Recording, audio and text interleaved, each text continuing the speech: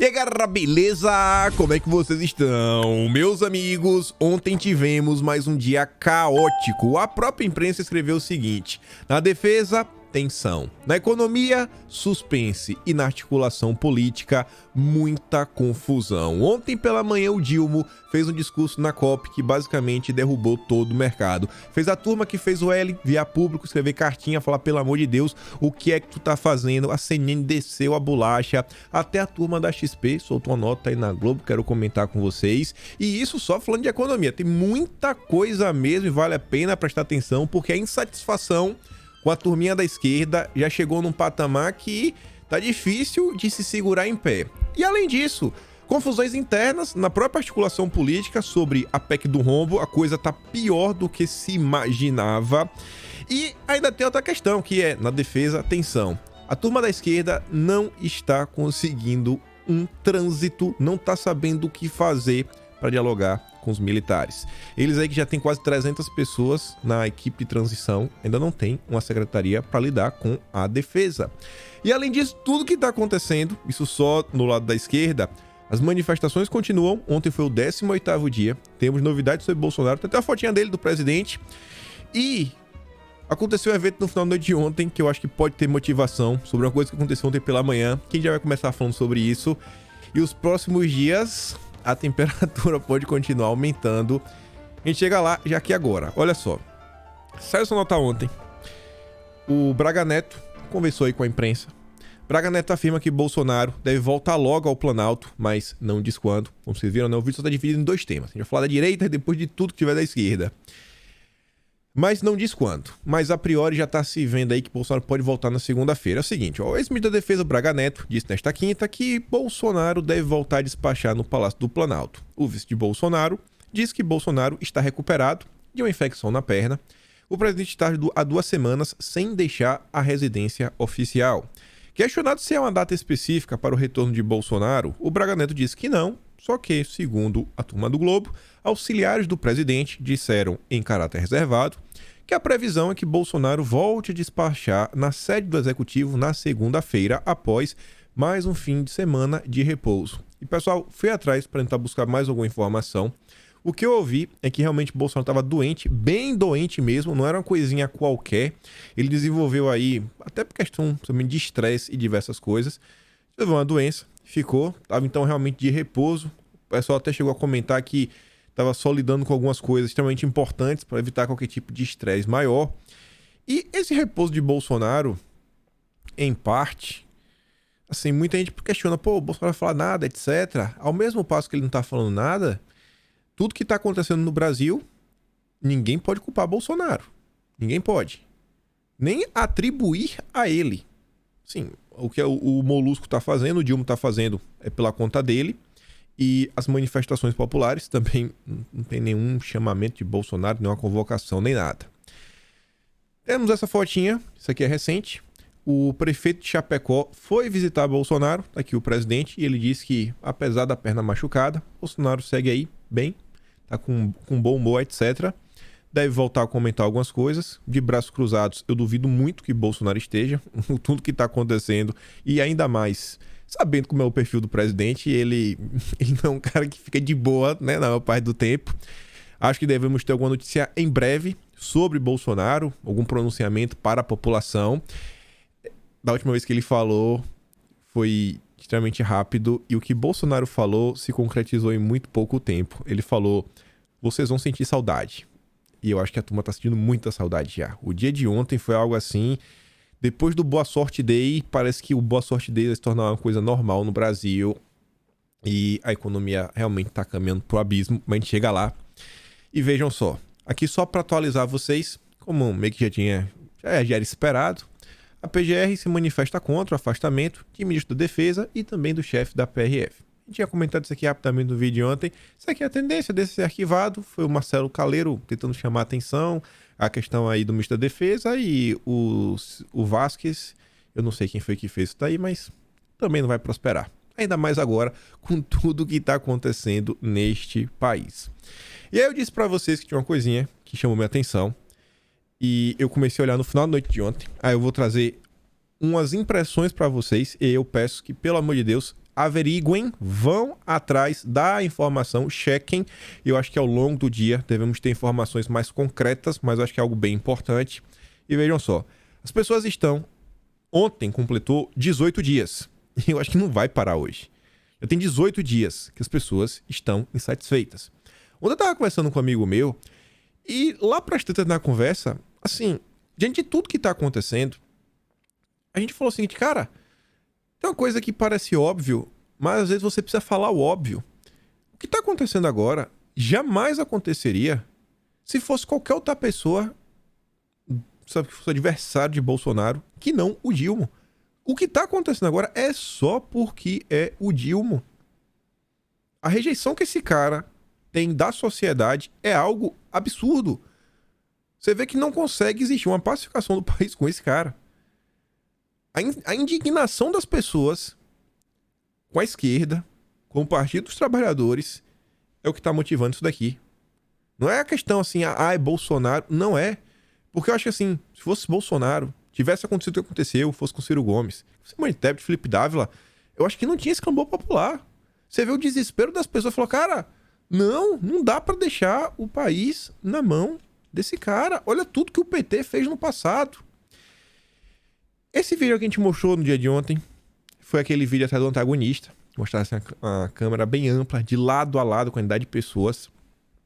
Esse rapaz aqui apareceu no vídeo de ontem, esse Gustavo Castagnon, ele é do PDT, um cara da esquerda mesmo. Ele posta esse vídeo e fala o seguinte: quem disse que só tinha 100 mil pessoas aqui, é melhor acordar para o que está acontecendo de fato no Brasil, antes que caia um jatinho em sua cabeça. E não é uma manifestação qualquer, pessoal, já tem 18 dias. 18 dias. 18 dias. Muita coisa foi feita, muita coisa está sendo feita. Você vê que a esquerda tentou afastar o ministro da Defesa, a esquerda pediu o afastamento do diretor-geral da PRF. Tá tendo agora a questão que envolve até o CNJ, que vai averiguar aí a questão, né, vara da família, ver se estão levando crianças para manifestações, enfim. Tá tendo isso daí também. E no dia de ontem, e aí é uma informação que eu quero passar e peço para vocês que vão averiguar, eu já falo. Ontem pela manhã teve uma decisão judicial que levou ao bloqueio de contas de mais de 40 empresas. Mais de 40 empresas. Muitas dessas empresas ligadas, pelo que eu vi lá, ao agronegócio e o setor de transporte, caminhões. E talvez esta decisão pela manhã ela possa ter impulsionado mais uma insatisfação na sociedade. Assim, toda ação acaba tendo uma reação. Certo ou errado, já está rolando algumas conversas de uma possível paralisação de alguns caminhoneiros. Uma possível, não é uma certeza. Então, alguns vídeos na internet, e aí é que eu digo para vocês, não dá para confirmar. São vídeos onde as pessoas filmam filas, onde tem assim filas de caminhões parados. Os vídeos que eu levei em consideração foram vídeos onde as pessoas estão com o celular e falam o dia, ó, hoje é dia 17 de novembro, tem aqui, esses caminhões estão parados e estão indicando uma possível greve. Então, peço a vocês, averiguem, deem uma olhada, porque a greve tem condição de criar mais e mais confusão, mais e mais, sei lá, gritaria no Brasil. Então, independente também do que estiver acontecendo, né, até para vocês poderem se planejar melhor. E aí, estou falando, eram vídeos onde a pessoa falava, ó, hoje é dia tal, em tal lugar, etc. Eu tô até com os vídeos abertos, mas vou ficar dando play aqui, porque o pessoal também fala um monte de coisa ao longo do vídeo. Mas do que eu consegui identificar, tinha vídeos do dia de ontem, do dia 17, eu tô falando, ó, tá parado, aí colocava vídeos, tem uma fila de caminhões. Presidente Médici, sentido de Paraná, um dos vídeos. Outro vídeo é no contorno leste de São José dos Pinhais. Tem um vídeo de Luiz Eduardo Magalhães. Tem vídeo de Foz do Iguaçu. Tem vídeo de Cacoal. Tem vídeo de Sapezal, BR-364, que é a região do Mato Grosso. Tem vídeo de Contagem, sentido Betim. Tem vídeo também da Castelo Branco, sentido de São Paulo. Aqui são as localidades onde a pessoa com o telefone fala, ó, tô aqui na Castelo Branco, sentido São Paulo. Esse vídeo aqui mesmo, esse vídeo já ainda tá claro o dia. Falou assim, ó, tem uma fila aqui de 7 km, etc. São indicativos. Isso aqui não é a certeza. Não faço ideia o que vai acontecer, mas a insatisfação popular, ela não está indo embora. Ela não está indo embora. E eu acho que o dia de ontem, diversas questões levam a deixar as pessoas ainda mais insatisfeitas. E eu acho que os ditos isentões, terceira via, picanheiros, eu acho que essa turma também está começando a criar uma aversão grande à turma da esquerda. Porque o dia ontem, o bicho pegou. As falas e as promessas da turma da esquerda vão colocar o país no buraco se a coisa realmente avançar. E aí, obviamente, vai falar sobre isso. E aí, só para fazer o link, mais uma vez aqui o cara da esquerda, ele tá falando o seguinte, ó, vocês precisam entender que Lula não errou andando em jatinho de ex-investigado. Ele deu um recado de como vão ser as coisas daqui para frente. Vocês vão ter que me engolir do Gedel, com quase 1 milhão em Brasília, né, pedindo socorro para diversas pessoas. Vai dar certo. A percepção do pai da esquerda, ó, tem satisfação gigante nas ruas. Do outro lado, o cara não aprendeu nada. Vai seguir como era no passado. Não tem como equalizar esse problema. Mas vamos falar da esquerda. O bicho pegou. Tá difícil se manter, viu?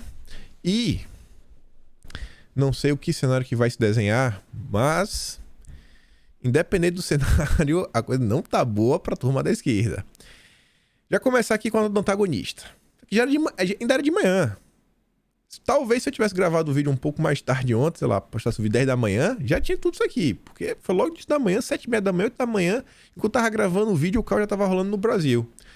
Lula declara guerra ao mercado, que avalia também a PEC da gastança. É o que foi que rolou. Vamos ouvir junto, ô diacho. Vamos ouvir junto aqui a fala do Molusco.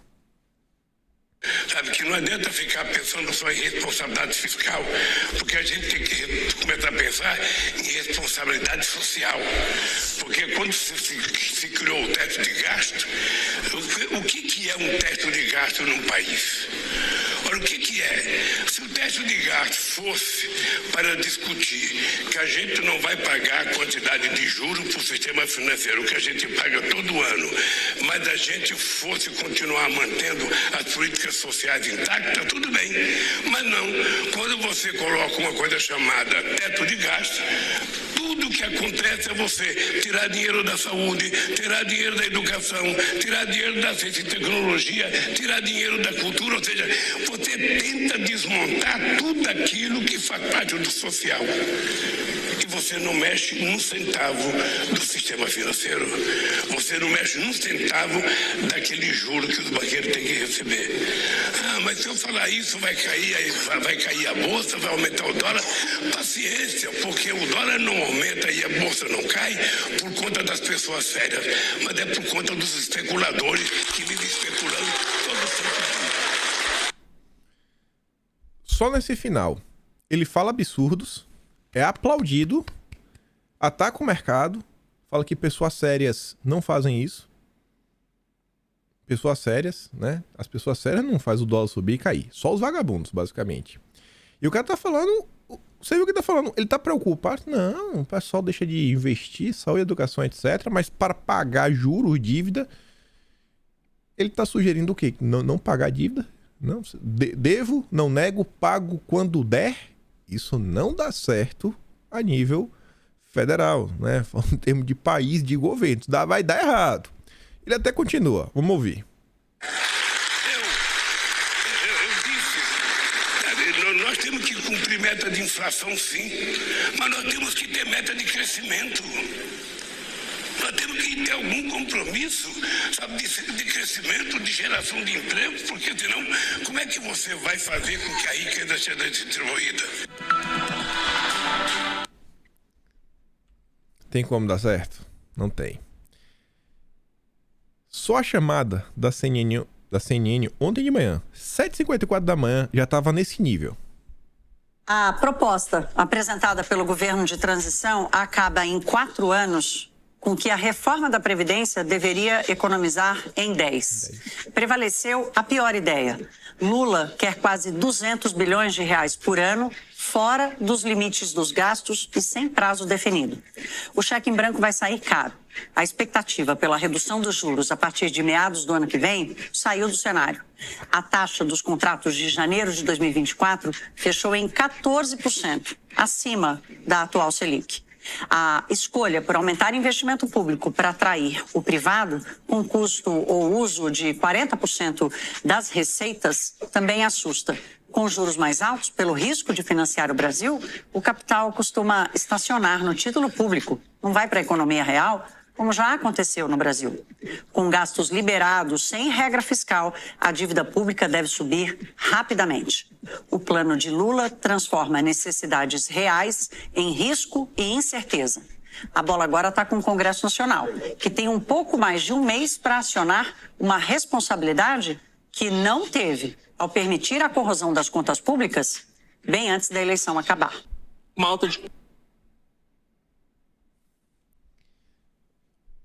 Todo o sacrifício que foi feito, não só para aprovar a PEC da Previdência, né, a reforma da Previdência, como também o sacrifício que vocês fizeram, porque a reforma da Previdência é uma reforma que ela retirou benefícios do povo, de vocês. Todo o sacrifício que vocês fizeram pode ir pro saco. Todo esse sacrifício que era para ter um dinheirinho no intervalo aí de 10 anos, pode ser destruído em 4. E, gente, essa PEC, ela não tá desse preço por causa do Auxílio Brasil de R$600. Tem coisa no meio. E aí, veja só, o Mansueto, que fez parte aí da implementação da época do teto de gastos, ele comenta ontem, ele solta uma nota, o Estadão comenta, PEC da transição, na verdade a PEC do rombo, poderá fazer dívida crescer mais em 2023 do que nos últimos 4 anos. Só um ano mais do que nos últimos 4, sendo que o governo reduziu a dívida no final agora, né? Ex-secretário do Tesouro Nacional e um dos formuladores do teto de gastos, o Mansueto, afirma que a retirada de todo o Auxílio Brasil do teto de gastos pelos próximos 4 anos, como deseja o governo de transição, fará com que a dívida cresça rapidamente em 2023, o que assusta os investidores. Se retirarmos todo o Auxílio Brasil e Bolsa Família do teto de gastos pelos próximos 4 anos, a dívida pública em 2023 crescerá entre 3 a 4 vezes o que cresceu nos últimos 4 anos, em um único ano.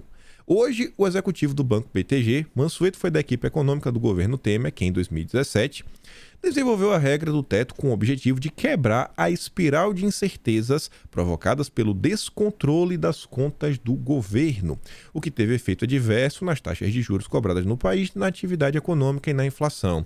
E ele diz, se começarmos um novo governo com um déficit primário do setor público de 200 bilhões, que é 2% do PIB, será muito difícil em 4 anos conseguir terminar o governo com superávit primário de 2% do PIB, que é necessário para estabilizar a dívida com porcentagem do PIB. Isso pode mudar se houver um aumento de carga tributária. Assim, quer colocar os 200 bilhões? Coloca. Agora vai ter que também cobrar mais imposto do povo, o que não é bom. Vai botar mais imposto? Como é que vai pagar por isso? Ninguém sabe qual é a contrapartida. Dívida pública crescendo em ritmo forte aumenta a taxa de juros. Aí você quer comprar um carrinho, você quer dar entrada numa casa, você quer fazer qualquer coisa, um empréstimo, abrir uma empresa, vai ficar mais caro. E pode levar a uma revisão da nota de risco soberano pelas agências de classificação de risco. Isso não seria nada bom. Decisão da arrecadação e despesa são decisões políticas, mas se quisermos gastar mais, teremos que debater como pagar a conta, apesar da carga tributária já elevada no Brasil de 34% do PIB. Mansueto, no fundo, faz um alerta que já povoou as mentes de diferentes economistas, algum deles com contato dentro do governo de transição. O problema não é a cobertura do Auxílio Brasil. Essa PEC do rombo não tem... O problema não é o Auxílio Brasil.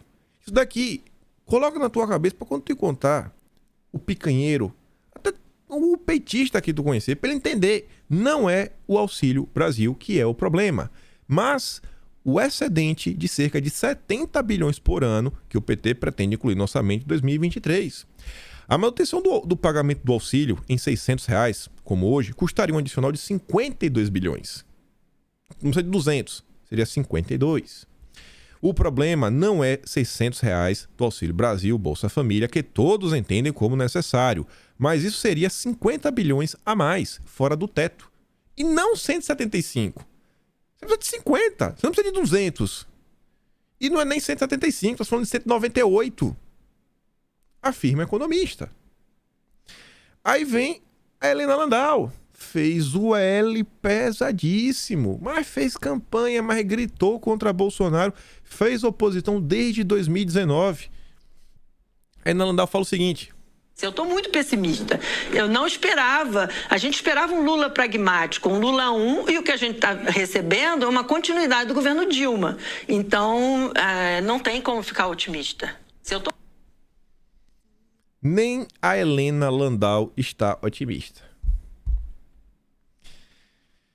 Lara Rezende, Pércio Arida, Nelson Barbosa e Guilherme Melo foram escanteados na PEC da transição.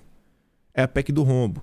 Gente, é uma PEC que lida sobre economia, para fazer o planejamento. A equipe designada entre essas 300 e tantas pessoas dessa equipe de transição para lidar com a economia ficou fora das discussões. Como assim? Essa notícia ela foi compartilhada pelo Plínio Valério, senador. Com certeza vai fazer oposição a essa bagunça que está acontecendo. Aí a matéria fala o seguinte, ó, eles foram aconselhados a ficar de fora da discussão. Como assim? Mas os caras são os economistas da equipe de transição. O Wellington Dias, destacado pelo Dilma para cuidar da articulação da PEC, admitiu que os economistas estão apartados das conversas sobre o assunto, mas minimizou. A missão do grupo de trabalho da economia é mais abrangente. O que é que pode ser mais abrangente do que o orçamento? É o início de tudo. É a base. É o alicerce para você construir do dinheiro. Não. Amenizou. Como é que pode ser mais abrangente do que isso? O dinheiro para poder desenvolver as políticas. Uma reunião de forma virtual do grupo estava marcada para a quarta, antes da entrega da PEC. Só que essa reunião não ocorreu. Os 4 não têm dado entrevistas sobre o assunto, nem participado das reuniões para debater o texto. A reportagem apurou que as questões apontadas por eles sobre a PEC não serão absorvidas. Sai daí, cara. A gente não quer ninguém técnico. É puramente político.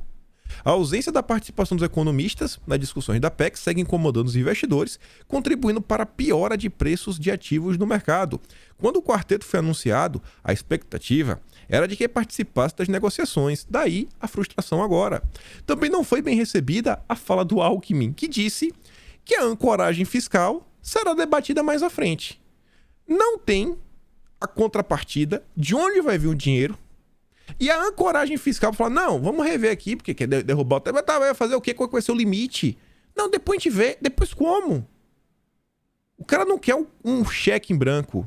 O cara quer uma agência bancária. O cara quer uma agência bancária. Não, o cara quer um talão de cheques. Sabe assim, não dá. Ou seja, a definição de uma nova regra fiscal vai ficar para 2023. Ele acrescentou que o novo governo vai trabalhar pela responsabilidade fiscal, mas os agentes econômicos querem ver os planos da equipe de Lula para garantir a sustentabilidade da dívida no médio e no longo prazo.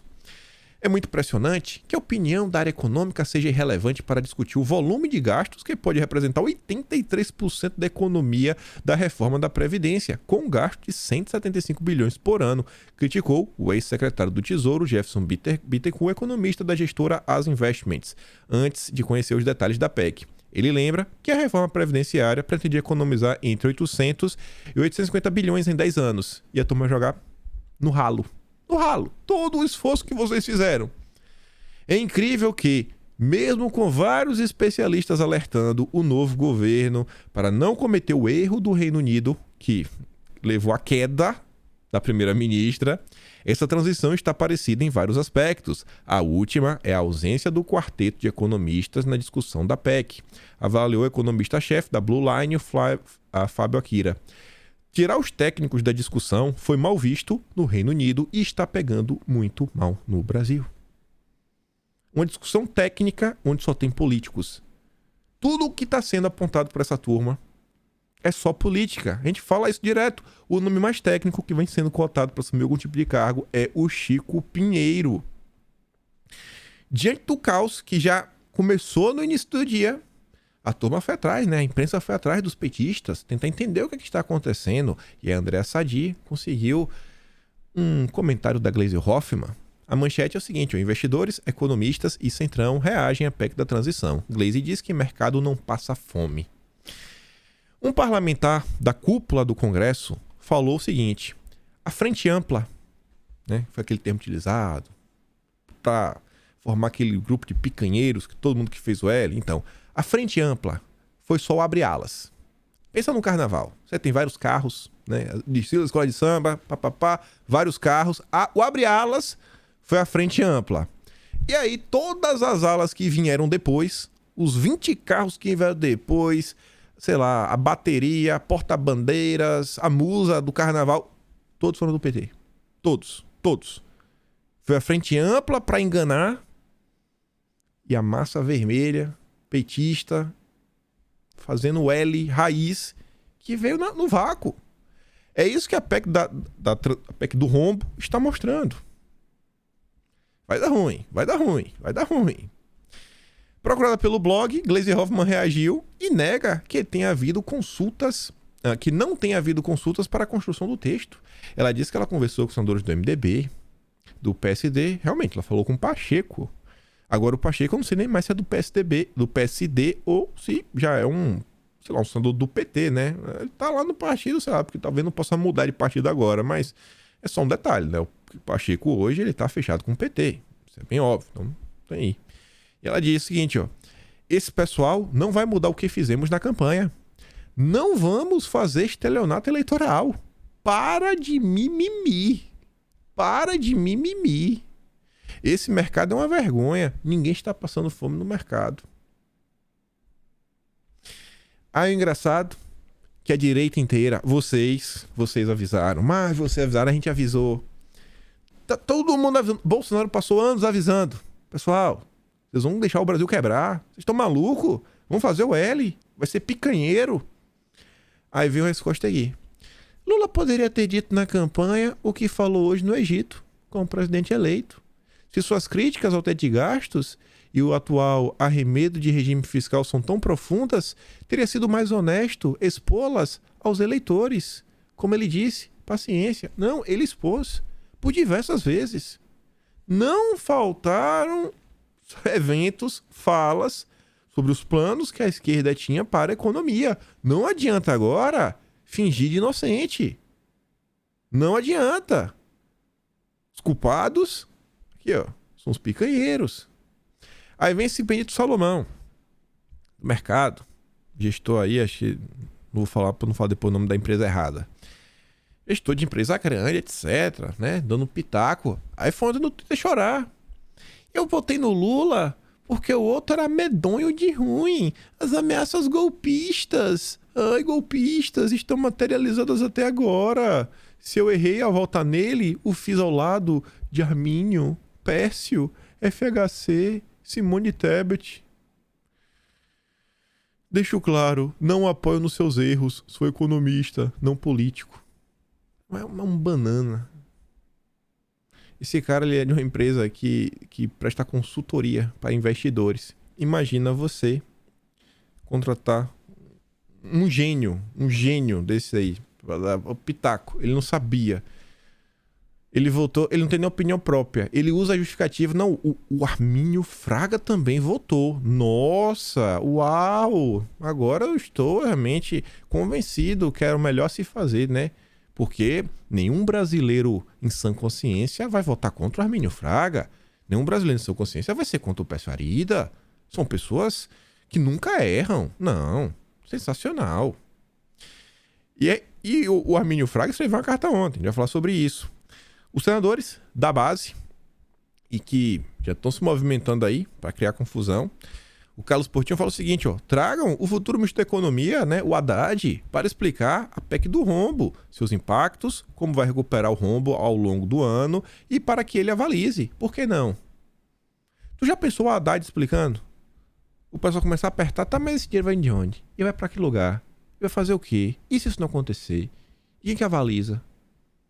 Eu tenho certeza que o Paulo Guedes iria saber responder isso daqui. Todas as propostas econômicas no governo Bolsonaro foram pessoalmente negociadas por Guedes e o Congresso. E agora, não. A própria equipe econômica está sendo escanteada. A PEC é um cheque em branco, como disse, não há valores. Cabe tudo que os 300 membros da transição quiserem, concentrados na boa vontade do relator da LOA. Sério que querem aprovar isso? Esperando para ver quais senadores vão assinar essa condenação do Brasil. Até o momento que o pessoal bate o martelo que vai assinar, o Pacheco. Não, o Pacheco não pode assinar. Um é o... Nossa, Marcelo Castro. Agora tem uma dúvida, é o cara do MDB, que é até o relator do orçamento. E o outro é do PSD, que também já ficou de assinar. Esse é um amigo do Pacheco, esqueci agora o nome do cara. Até agora tem 2 assinaturas confirmadas. Vamos ver quem que vai botar o nome nisso daí. Ah, não, lembrei. O Alcolumbre. É o Alcolumbre e o Marcelo Castro. O Alcolumbre tá preso na CCJ. Mas o próprio Alcolumbre falou, ó, do jeito que tá, não sei se passa. O Heinz também veio a público, o senador falou, ó, não satisfeito com o mal que causou a economia na semana passada, Lula volta a afirmar sua disposição em ignorar o teto fiscal em evento internacional. O resultado dessa irresponsabilidade atinge as famílias de menor renda, justamente para quem ele diz que irá governar. Até quando a incoerência irá dominar este país? O Marcos Duval falou, não vou assinar isso daí. Não vou, mas não vou de jeito nenhum. O Lazer Martins também acho que vai seguir a mesma linha. A tragédia a gente vê depois. Lula defende fim do teto de gastos. Vai aumentar o dólar? Cai a bolsa? Paciência. E o Lazer diz, ó, o Dilma confirma aquilo que temíamos. Um governo populista, sem respeito pelo dinheiro público, alimentando inflação e juros, o que prejudica os menos favorecidos. Mais que o mercado, o Congresso e a sociedade precisam continuar alertas para esse desastre anunciado. E aí começa o desembarque. Os picanheiros, ó, tá ruim, hein? Luciano Huck critica fruto do teto de gastos e endossa o coro de economistas, quais? Armínio Fraga, Edmar Baixa e o Pedro Malan. Se juntaram para escrever uma carta, foi publicada na Folha de São Paulo, virou notícia no Jornal Nacional. Olha que ponto estamos. Gente, fecha o olho. Tenta relembrar, sei lá, 30 dias atrás. William Bonner, todas essas... Você consegue imaginar o Jornal Nacional apontando o dedo e criticando o que está acontecendo? Imagina 30 dias atrás o que estava acontecendo. Fala, cara, olha o ponto que nós já estamos. Hoje ainda é dia 18 de novembro. E aí você vê que não é só a repercussão, tá todo mundo comentando que tá todo mundo desesperado com o que tá acontecendo. Quem tem 5 neurônios tá desesperado. Mas essa turma fez questão de escrever uma carta extremamente simples, com a linguagem para a pessoa comum entender. Essa carta aqui é para a população falar, cara, olha só, a gente é de esquerda, beleza, a gente é progressista, a gente tem valores totalmente diferentes, lá, Bolsonaro, aqueles malucos lá que tá rapando ele, né, etc. Mas não dá para apoiar o que tá acontecendo agora, tá ruim, tá muito ruim, muito ruim. Aí fala o seguinte, ó, vai cair a bolsa, aumentar o dólar, paciência, Armínio, Pedro Malan, Baixa, que apoiaram o Lula na campanha eleitoral, escrevem carta ao presidente eleito. Aí vai encher, eu trouxe a carta na íntegra. Caro presidente eleito Lula, assistimos a sua fala nesta quinta cedo na COP. Acredite que compartilhamos de suas preocupações sociais e civilizatórias, a sua razão de viver. Não dá para conviver com tanta pobreza, desigualdade e fome aqui no Brasil. O desafio é tomar providências que não criem problemas maiores do que queremos resolver. A alta do dólar e a queda da bolsa não são produtos da ação de um grupo de especuladores mal intencionados. Não diga isso, não é o mercado bolsonarista. A responsabilidade fiscal não é um obstáculo ao nobre anseio da responsabilidade social para já ou o quanto antes. O teto de gastos não tira dinheiro da educação, da saúde, da cultura para pagar juros a banqueiros gananciosos. Não é uma conspiração para desmontar a área social. Vamos ver o porquê. E ele tenta trazer uma explicação bem simples. Uma economia depende de crédito para funcionar. O maior tomador de crédito, na maioria dos países, é o próprio governo. No Brasil, o governo paga taxas de juros altíssimas. E por quê? Porque não é percebido como um bom devedor. Seja pela via de um eventual calote direto, seja através da inflação, como ocorreu recentemente. O mesmo receio que afeta as taxas de juro afeta também o dólar. Imaginamos que seja um motivo de grande frustração ver isso tudo. Será que o seu histórico de disciplina fiscal basta? Será, Lula, que você fala, não, eu sou responsável. Será que isso basta? Não, não basta. A verdade é que os discursos e nomeações recentes, ou seja, a carreta furacão, que é a equipe de transição, e a PEC do rombo, ora em discussão, sugerem que não basta. Não basta, porque é o que o cara falou, né? O abre alas é a frente ampla. E depois, bateria, porta-bandeira, os carros. É só petista, raiz, governo Dilma. Desculpe-nos a franqueza.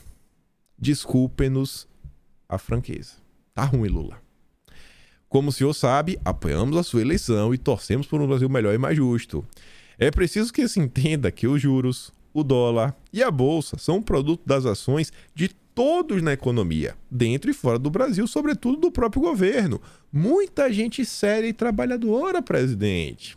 É preciso que não nos esqueçamos que dólar alto significa certo arroxo salarial, causado pela inflação que vem a reboque. Sabemos disso há décadas. Os sindicatos sabem. E também não custa lembrar que a Bolsa é hoje uma fonte relevante de capital para investimento real, canal esse que anda entupido. A própria CNN comentou ontem, eu compartilhei esse vídeo lá no Twitter. A jornalista ela fala, olha só, Lula, tem muita empresa, sabe, que assim, do mercado real, do dia a dia, que assim, compra, vende, contrata um monte de gente. Não é só um fundo de investimento. Porque assim, um fundo de investimento é uma empresa, o cara bota lá o dinheiro, né? O cara compra e vende ação, mas não está produzindo nada. Já tem empresas que realmente produzem alguma coisa, tem funcionários, tem um produto e tem um capital aberto na bolsa. Quanto mais você investe, mais essa empresa tem dinheiro para continuar se expandindo, criando mais e mais empregos. Então assim, cara, hoje você ter acesso ao mercado de finanças, né? O mercado financeiro, a bolsa, realmente é um caminho para você conseguir investimento real. Investimento real, não é só especulação, não. Pelo amor de Deus, o que é que você está falando, molusco? São todos sintomas da perda de confiança na moeda nacional, cuja manifestação mais extrema é a escalada da inflação. Quando o governo perde o seu crédito, a economia se arrebenta. Quando isso acontece, quem perde mais? Os pobres. O setor financeiro recebe juros, sim, mas presta serviços e repassa boa parte dos juros para o resto da economia, que lá deposita os seus recursos. O teto hoje, a caminho de passar de furado a buraco aberto, foi uma tentativa de forçar uma organização de prioridades. E por que isso? Porque, infelizmente, o mundo é injusto e não dá para fazer tudo ao mesmo tempo, sem pressionar os preços e os juros. Pudesse fazer tudo, né? A gente imprimia um monte de dinheiro, pagava todo mundo e transformava o Brasil na Suíça. Não dá. Não dá. Não vai virar um queijo suíço, né? Cheio de buraco. O mundo aí fora está repleto de exemplos disso. Então, por que falta dinheiro para áreas de crucial impacto social? Porque implícita ou explicitamente não se dá prioridade a elas. Essa é a realidade que precisa ser encarada como transparência e coragem. O crédito público no Brasil está evaporando. Hora de tomar providências sob pena do povo outra vez tomar na cabeça. Respeitosamente, Hermínio Fraga, Edmar Baixa e Pedro Malan. Desembarque geral.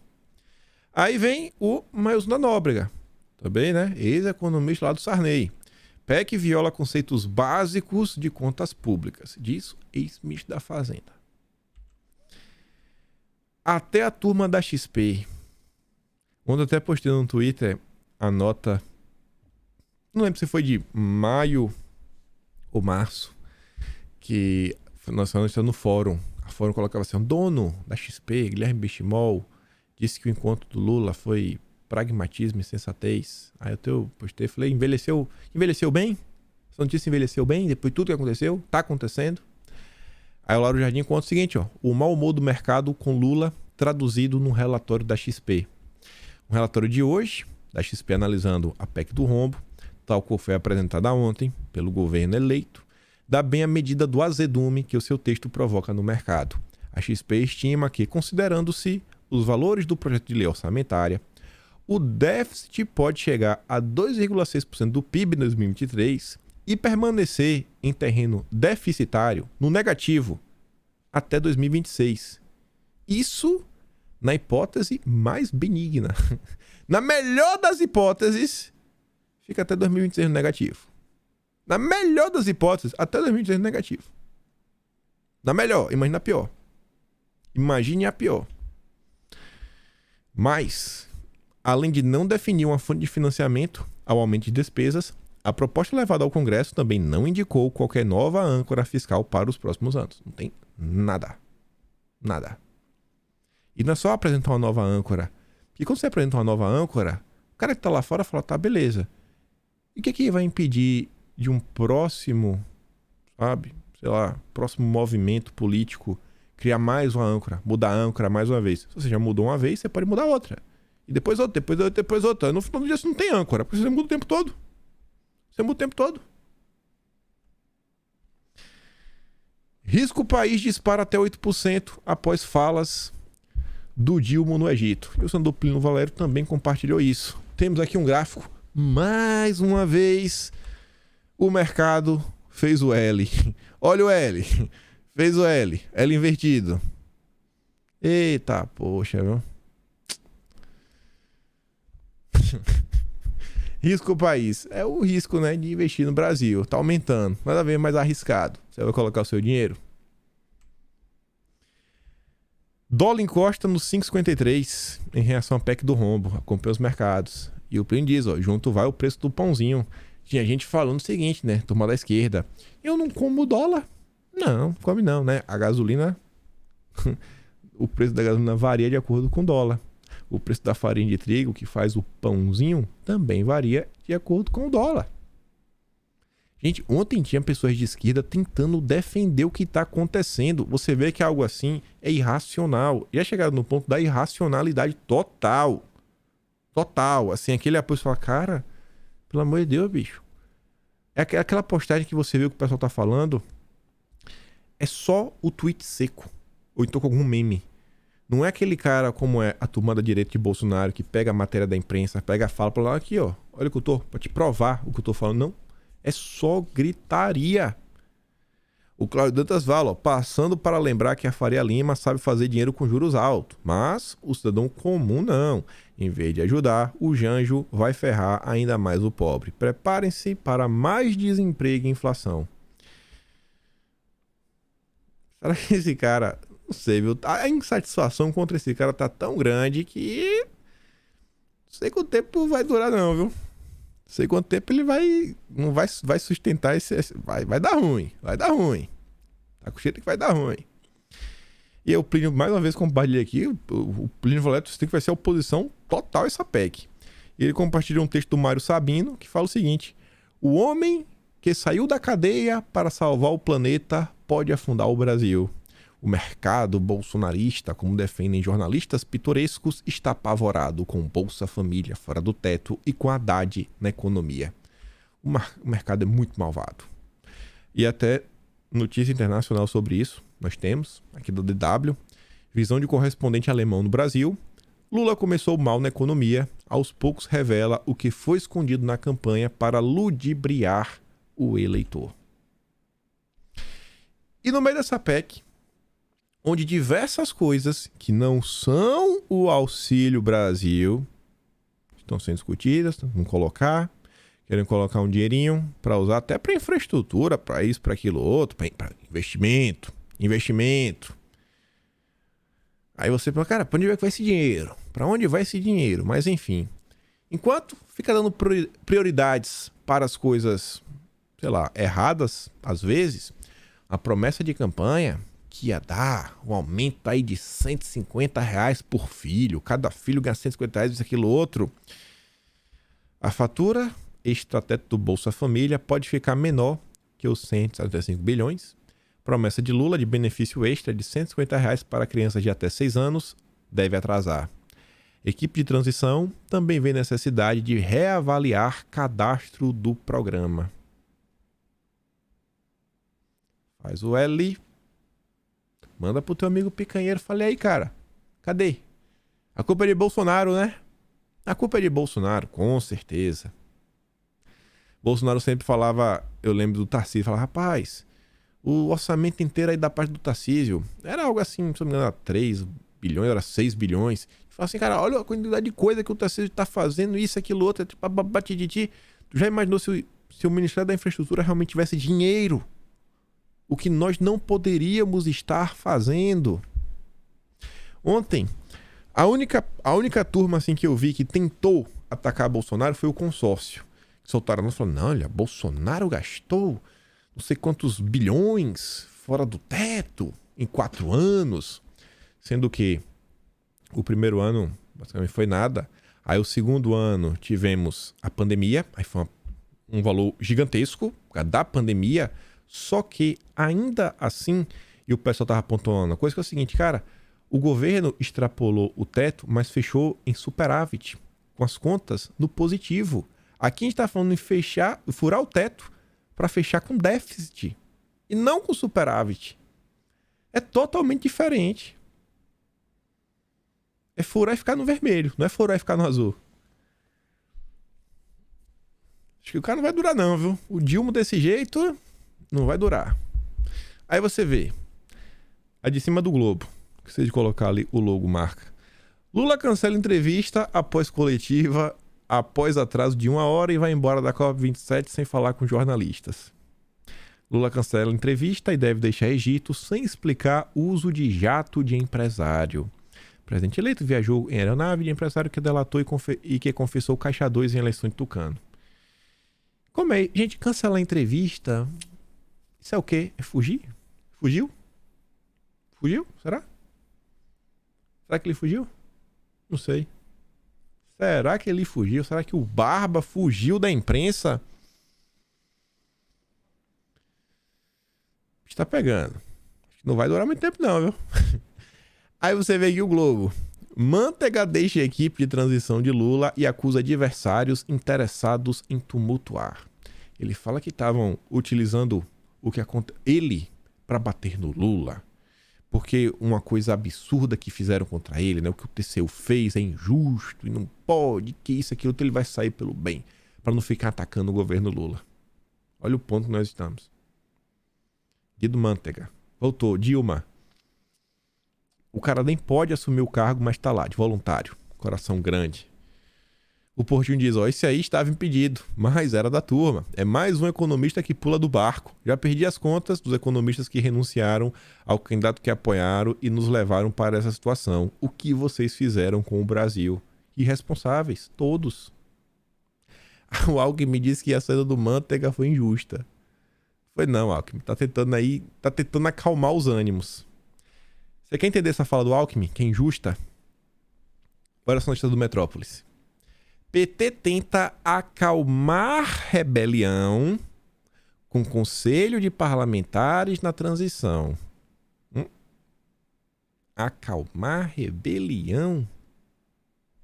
Nos bastidores, siglas aliadas vinham reclamando da falta de protagonismo de deputados e senadores nos grupos temáticos da transição de Lula.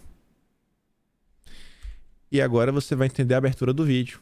Eliane Cantanhede. Na defesa, tensão. Na economia, suspense. Na articulação política, confusão. Todas as áreas que a esquerda colocou a mão. A coisa tá indo muito mal. Tá de mal a pior.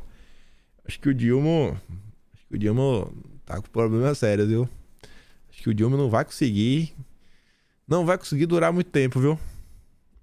Não vai conseguir durar. Nesse ritmo aí tá muito complicado. O cara tá Ontem o Maynard falou mais ou menos assim, o Diogo Maynard. Rapaz, o cara nem assumiu, já quebrou o país. O cara vai quebrar o país sem nem assumir. O Diogo Maynard. Que fica gritando que o Bolsonaro tem que ser preso todo dia. Tava falando isso daí. E aí eu lembro que o Gustavo Castanhon, né, o cara da esquerda, falou, ó, tem um monte de gente na rua, viu? Protestando. Já tem uma insatisfação popular gigante. E essa insatisfação popular, ela só existe porque é esse cidadão aí que tá aí, né, fazendo essas peripécias. Imagina se tiver uma greve. Rapaz, caos, viu? É rir pra não chorar. Porque o futuro, né, e o horizonte, a coisa não tá bonita. E aí, nesse meio tempo, aqui completo essa questão dessas brigas internas. Estão brigando. A gente comentou semana passada, ó. O Alckmin já foi atacado por pessoas do PT de São Paulo. Semana passada teve matéria falando, ó, quem ainda está sustentando esse governo era o mercado financeiro, que está cada vez mais se afastando, ó, sustentando o mercado financeiro, ou seja, perdeu uma sustentação. Parte do Centrão, não sei até quando vai.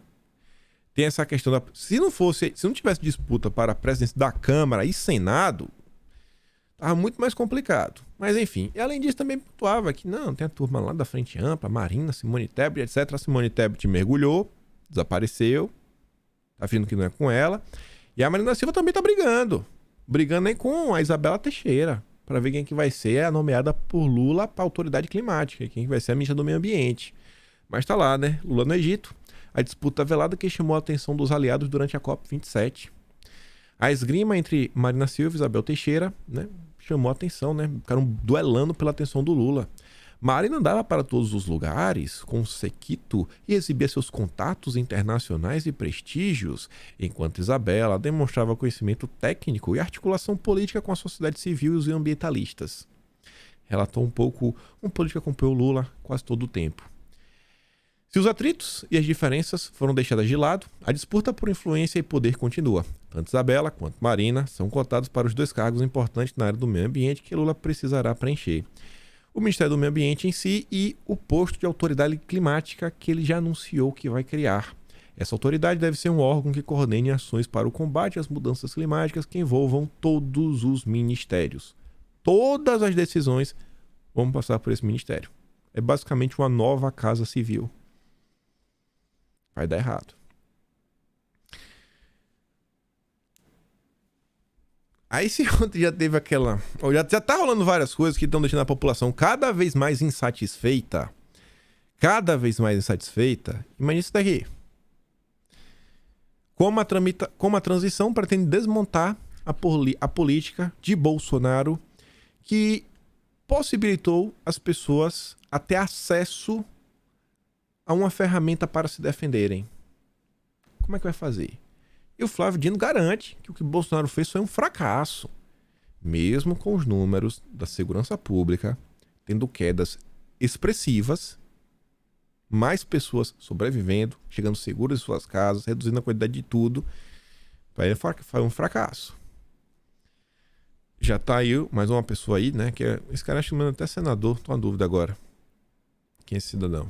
Ele é deputado, mas é da turma da esquerda. Foi entrevistado, todas as emissoras, né? A Jovem Pan soltou a nota. Novo governo quer revogar decretos que facilitam e também limitar ações da PRF.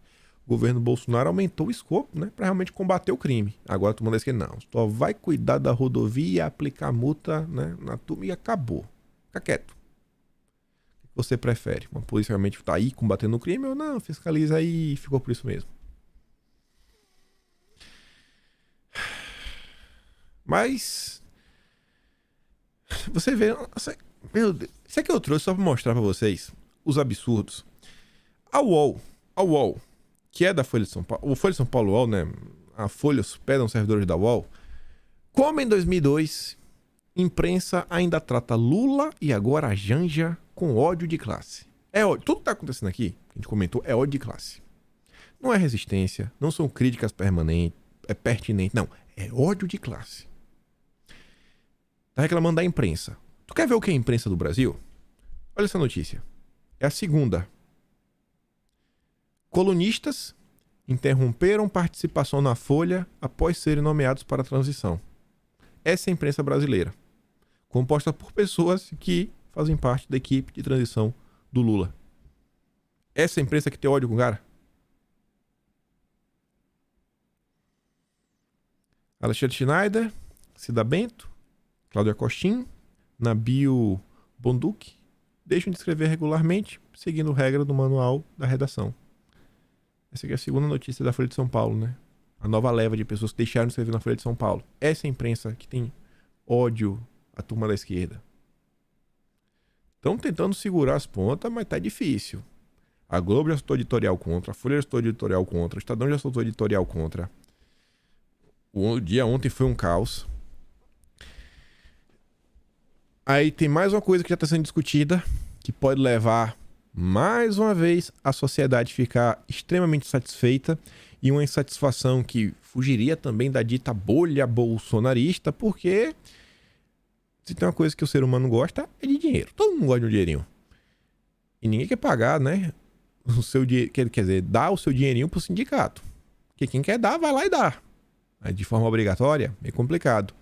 E aí a Veja soltou essa nota falando o seguinte: vitória de Lula abre vespeiro sobre financiamento de atividades sindicais. A nota está falando o seguinte, aqui no encontro, Lula disse que esse eleito não estava em seus planos recriar o imposto. Aí foi um evento que teve na época da campanha. Mas não descartava a possibilidade de implantar um mecanismo que permitisse aos sindicatos reconstruir um canal de arrecadações de recursos. O petista chamou a fórmula de financiamento solidário e democrático. Essa turma da esquerda adora falar de democracia. E explicou como funcionaria. O que a gente quer é que os trabalhadores decidam, em assembleia livre e soberana, qual é a contribuição que cada um dos filiados de um sindicato vai dar. Os antigos companheiros gostaram do que ouviram. E aí a turma da vez explica o seguinte: em geral, na prática, hoje em dia o cara quiser ir, né, tem que procurar funcionário a funcionário, perguntar, pô, posso descontar aqui do teu salário, um dia de trabalho, isso, aquilo, outro, tem que dar autorização. Tem que fazer isso de 1 a 1. E tem muita gente que não quer. Muita gente que não quer. E aí, se essa mudança for implementada, segundo aqui a turma da Veja, como desejam os sindicalistas, a cobrança da nova contribuição seria definida, ao invés de ser homem a homem, seria feito em assembleia. Como são decididas, por exemplo, as greves. É de se considerar, portanto, a chance do tal financiamento solidário e democrático acabar sendo ditado por uma minoria, como também ocorre na maioria das greves. O resultado final pode ser a volta do imposto, só que disfarçado com outro nome, com aparência democrática, como diz o nome, mas com o mesmo efeito deletério do antigo tributo. E aqui estão os links do vídeo de hoje. E volto a falar para vocês, averiguem o que eu falei, vamos ver se realmente vai ter, o que é que vai acontecer aí. Pelo que está aparecendo, as pessoas não estão dando sinais que vão parar de protestar, de se manifestar, por mais que novas decisões estejam sendo proferidas. Parece que essa situação segue aumentando. Mais setores já estão se posicionando como oposição. A turminha da esquerda. Os próximos dias, não sei, acho que serão emocionantes. Vamos acompanhar para ver. Vamos acompanhar. E sempre com muita responsabilidade pra gente evitar que, assim, toda essa turma que tá na rua, sabe, protestando de maneira legítima, sem criar confusão, sem violar o direito de ninguém, sem fazer baderna, a gente evitar fazer qualquer coisa que tente colocar algum tipo de pecha, dê espaço. A imprensa já bate sem motivo, então não vamos dar motivo, vamos tentar olhar numa boa, checa bem qualquer tipo de informação que você passar para frente. Veja muito bem o que você apoia, o que você não apoia, para realmente, assim, né, a insatisfação do povo no final do dia, essa insatisfação legítima com diversas coisas, com esse medo real do Brasil ir pro buraco, que é o que vem sendo demonstrado aí nos últimos dias, que isso não se perca e as pessoas realmente vejam. E cada vez mais a gente consiga comentar e falar para mais e mais pessoas. Por hoje fico por aqui. Vou mandar os vídeos lá no canal do Telegram, tá sempre aqui na descrição. Se gosta do meu trabalho, pode ser membro do canal, tem um botão de valeu, tem um peito na descrição. Compartilhe esse vídeo, com fé em Deus. Hoje é sexta-feira, né? Hoje também tem notícias de quinta. Hoje tá bem engraçado também. Hoje eu consegui até rir a ponto de chorar. Senti falta disso daí nos últimos dias. Mas enfim, o link também tá aqui na descrição, é o primeiro link. E vejo vocês lá, meio-dia 34. Aquele grande beijo, abraço, tamo juntos. Valeu, meus amigos. Fui.